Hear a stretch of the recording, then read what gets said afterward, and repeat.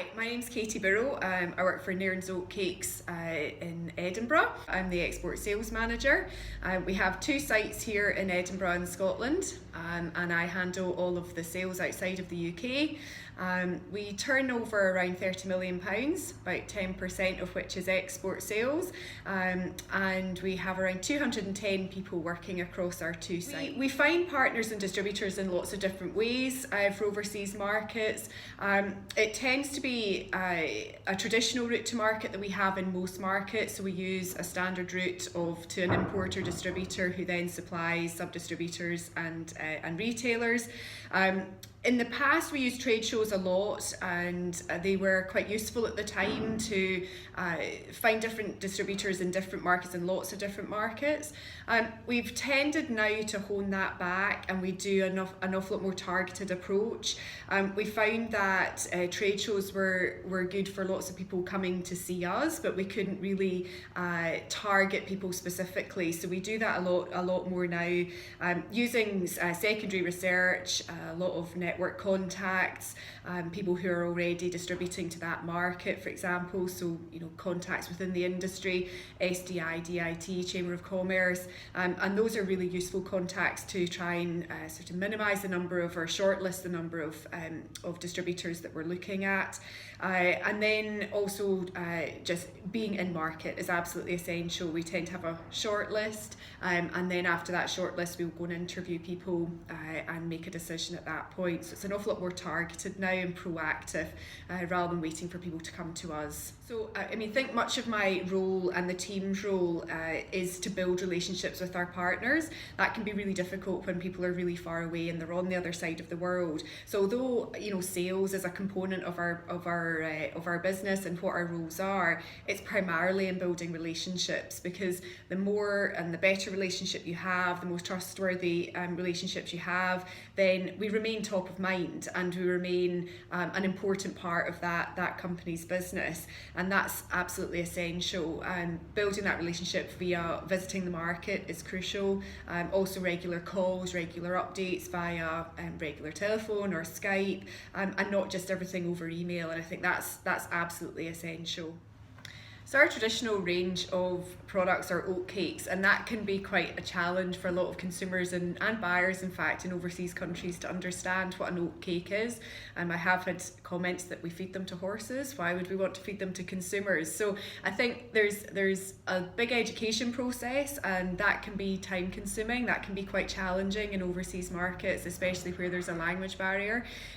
In some markets we term the products oat crackers instead of oatcakes, so there has to be a sort of awareness of, does your product actually fit in the market, and how can you tweak it to make it more suitable for that consumer. So that's a big part of it. In other areas we focus on different products, so whether it be the sweet range of products that we do, oat biscuits, or the gluten-free range, where that's more widely understood and known, and there's celiacs in all the markets that we're developing, and that can be our focus in certain areas. So whether it's health or gluten-free, the benefits of oats, and we focus on that rather than the core product of oatcakes.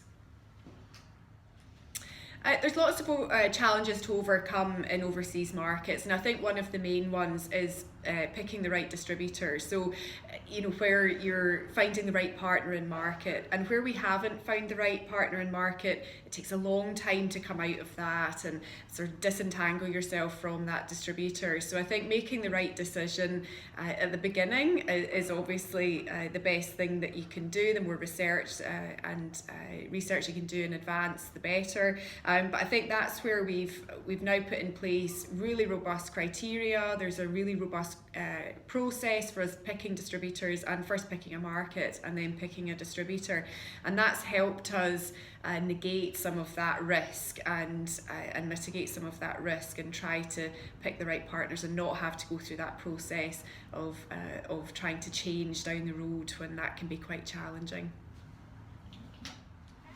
I think if I had advice for new companies starting to export, then I think the very first one would be targeted. It's really easy to get caught up in chasing leads that come to you. I think if I was starting from scratch, I would research which markets are most suited to my brand and my products and focus on those first. Make sure you make the right decisions in terms of getting the right distributor partner and work on building that relationship and driving those sales before moving on to other markets. I think that would probably be number one. Number two is be prepared to spend resource, be it time, money, changing packaging, potentially changing product mixes. You've got to be prepared to do that. I think it's really got to be a proactive part of the business rather than a kind of add-on, and I think that can sometimes be a challenge for smaller businesses and some larger ones too. I think creating a distributor and market criteria is really important so that you know you're picking the right partner from the start. As I mentioned, it can be really challenging to come out of a distributor partnership.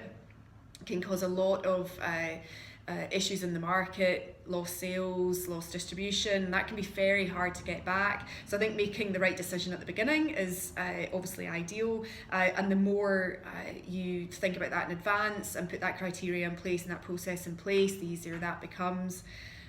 And I think the fourth thing is giving your distributor KPIs and making sure that they are giving you regular reports about status updates, meeting them frequently, whether that be in market or at the factory or at trade shows. But having that face-to-face interaction is really important.